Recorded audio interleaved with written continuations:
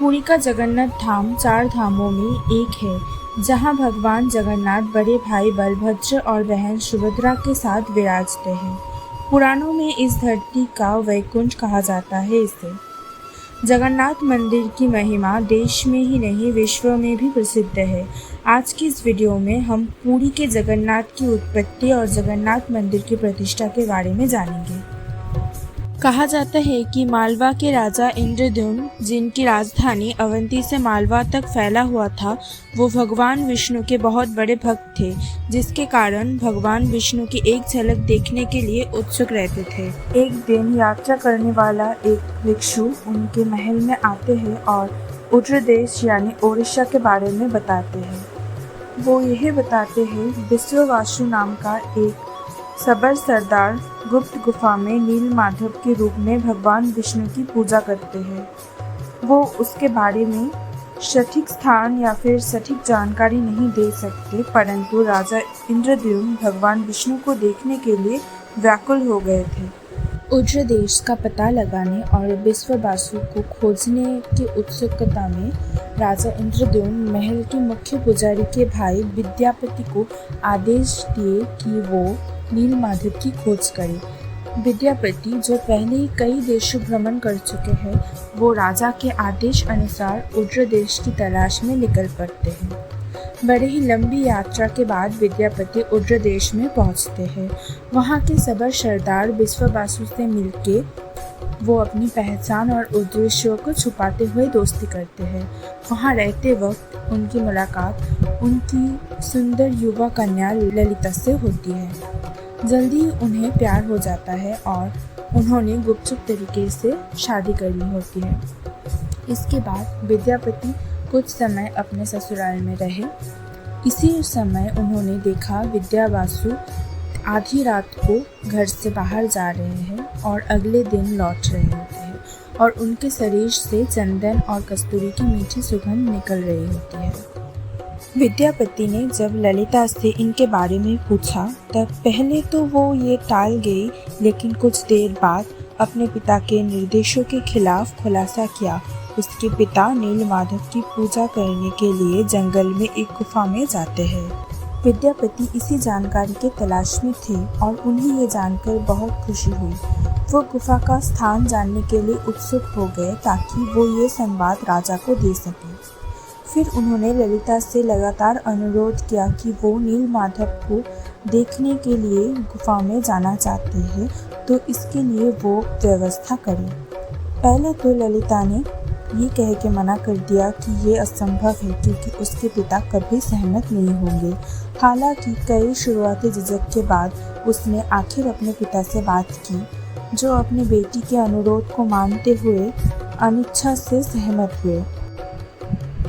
ये निश्चित किया गया कि विद्यापति विश्ववासु के साथ आंखों पर पट्टी बांध के गुफा में जाएंगे और नील माधव को देखने के बाद इसी तरह लौट आएंगे। चतुर विद्यापति ने इस अवसर का लाभ उठाया और गुप्त गुफा तक पहुंचने के रास्ते को याद रखने के लिए चुपचाप अपने लंगोट के एक कोने पे कुछ सरसों के दाने बांध लिए और उन्हें जाने दिया। जैसे ही वो गुफा की तरह आगे बढ़े और वो सरसों के दाने गिराते गए। वहां पहुंचने के बाद विद्यापति ने जब नीलो माधव को देखा, तब उनकी आंखें खुशी से चमक उठी। उनका लक्ष्य और उद्देश्य पूरा हो गया था। नील माधव की आराधना करने के बाद वो लौट जाते हैं। कुछ दिनों बाद ललिता को विदा करते हुए जल्दी वापस आने का वादा करते हुए विद्यापति ललिता के साथ अवंती वापस लौट जाते हैं। वापस लौटने के बाद राजा इंद्रद्युम्न को अपने निष्कर्ष बताते हैं, जो उत्सुकता के साथ इसकी प्रतीक्षा कर रहे थे। राजा ने कोई समय नहीं गंवाकर और हमेशा के लिए भगवान विष्णु की पूजा करने की अपनी लंबी इच्छा को पूर्ण करने के लिए नील माधव को अपने राज्य में लाने का फैसला करते हैं। उन्होंने अपनी सेना के साथ उत्तर देश पर आक्रमण करने की आवश्यक तैयारी करते हैं। यथाशीघ्र इंद्रद्युम्न ने उत्तर देश पर आक्रमण किया और विश्ववासु को कैद कर लिया। उन्हें विद्यापति की दुष्ट चालाकी के बारे में पता चला।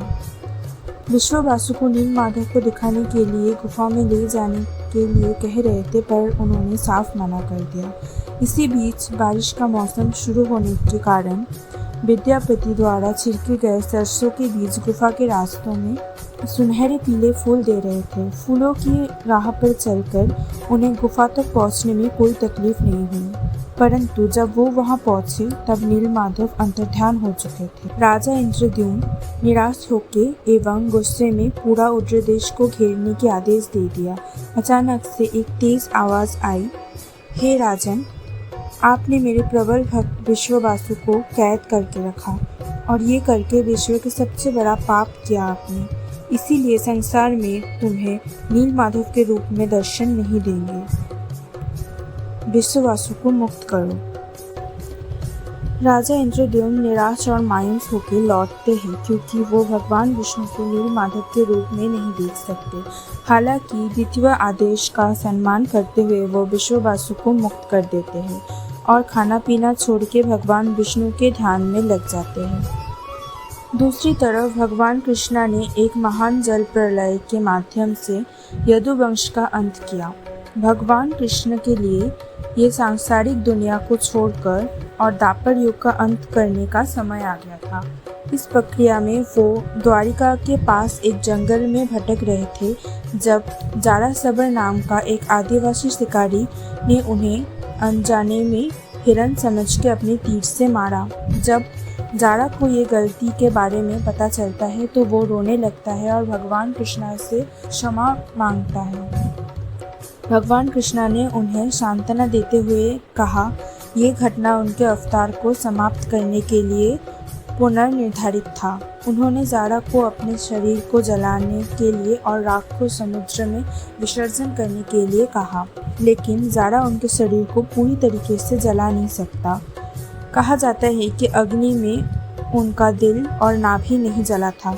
हालांकि आदेश अनुसार जारा ने कृष्णा की अवशेषों को समुद्र में विसर्जित कर दिया, जो एक दिव्य लकड़ी के रूप में पुरी के समुद्र तट पर पहुंचता है। जागते हुए इंद्रद्युम्न समुद्र तट पर पहुंचते हैं और शुभ संकेत के साथ वो पवित्र लकड़ी को विश्ववासु की सहायता से महल के पास के एक मंच पर ले आते हैं। भगवान विष्णु के मूर्ति को तराशने के लिए कई अनुभवी मूर्तिकारों को काम पे लगाया, लेकिन कोई भगवान की छवि को तराश नहीं पाया। राजा चिंतित हो पड़ते हैं कि कैसे भगवान विष्णु की मूर्ति को आकार दिया जाए। इसी समय विश्वकर्मा एक बूढ़ा व्यक्ति के रूप में अपने आप को अनंत महाराणा बताते हुए महल में पहुंचता है। उन्होंने राजा को भरोसा दिलाया कि वो मूर्ति निर्माण कर सकते हैं, पर कुछ शर्तों पर, कि वो मूर्ति को 21 दिन में बनाएंगे और अकेले ही बनाएंगे। जब तक वो अपना काम ना पूरा कर लेते तब तक उसे कोई भी परेशान ना करे या कमरे के अंदर प्रवेश ना करे। राजा ने उनकी शर्त मान ली और कमरे के दरवाज़ा बंद करते हुए वो काम करना शुरू करते हैं। लोगों को सिर्फ हथौड़ी, छैनी, आरी इत्यादि की आवाज़ें सुनाई देती है। इस तरह 2 हफ्ते बीत गए। फिर एक दिन उन्हें कोई शब्द सुनाई नहीं देता है। रानी गुंडीचा बेचैन हो जाती है। उन्हें लगता है कि बूढ़ा आदमी बिना भोजन के भूख प्यास से मर गया है। उसने बूढ़े व्यक्ति को बचाने के लिए इंद्रद्युम्न से दरवाज़ा खोलने की आग्रह करती है। अपनी इच्छा के विपरीत इंद्रद्युम्न दरवाज़ा खोल देते हैं और अंदर प्रवेश करते वो देखते हैं कि बूढ़ा कारीगर गायब है और आधा बना मूर्ति छोड़ गए हैं। राजा इंद्रद्युम्न ने अपने वादा तोड़ने की कृत्य के लिए पश्चाताप किया और अपने जीवन को समाप्त करने के बारे में सोचा। फिर एक सूक्ष्म आवाज ने घोषणा की, हे राजन, आपने अपना वचन तोड़ दिया है और समय से पहले दरवाज़ा खोल दिया है। अफसोस ना करें, अब मैं स्वयं को इसी रूप में भक्तों के सामने प्रकट करूँगा। मुझे यथाविधि स्थापन करो और मेरी पूजा का प्रणाम करो। भगवान विष्णु की आश्वासन पर राजा इंद्रद्युम्न ने नीलाचल पर्वत के ऊपर मंदिर का निर्माण कार्य शुरू किया। मंदिर के अभिषेक और जगन्नाथ की स्थापना के लिए वो फिर अपनी रानी गुंडीचा के साथ ब्रह्मलोक गए भगवान ब्रह्मा को आमंत्रण करने। जब वो वहाँ पहुँचे तब भगवान ब्रह्मा गहरी ध्यान में थे। ऐसा कहा जाता है कि ब्रह्मलोक का एक दिन मर्तलोक का एक युग यानी 1 बिलियन वर्ष के बराबर होता है।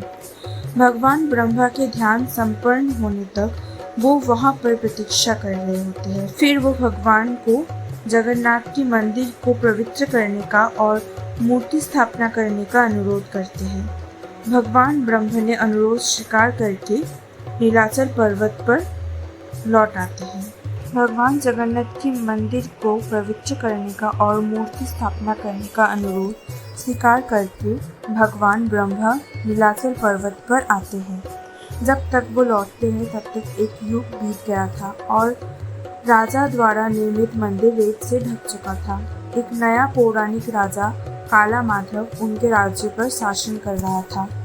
एक दिन जब काला माधव अपने घोड़े पर यात्रा कर रहा था, घोड़े का खोड़ा मंदिर के शिखर से टकरा गया। उन्होंने उस जगह की खुदाई की और उस जगह का पुनरुद्धार किया।